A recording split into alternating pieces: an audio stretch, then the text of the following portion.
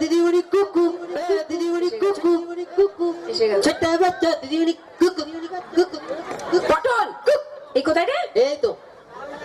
হেই আচ্ছা হ্যাঁ একটা কথা সবাই বলুন আমাকে, বলবেন তো। স্কুলে হ্যাঁ স্কুলে আগে কারা আসে? ছাত্ররা আগে আসে, ওটা কি হয়ে গেছে? তারপর স্যারেরা ম্যাডামেরা আসে। হ্যাঁ, এখানে সবাই দেখতে পাচ্ছেন হ্যাঁ। এখানে উল্টো, এখানে আমি এসে দাঁড়িয়েছি, আমার ছাত্রের কোনো বার্তা নেই। কি করে আসবো? আমার বাবা মা যদি ঝগড়া করে।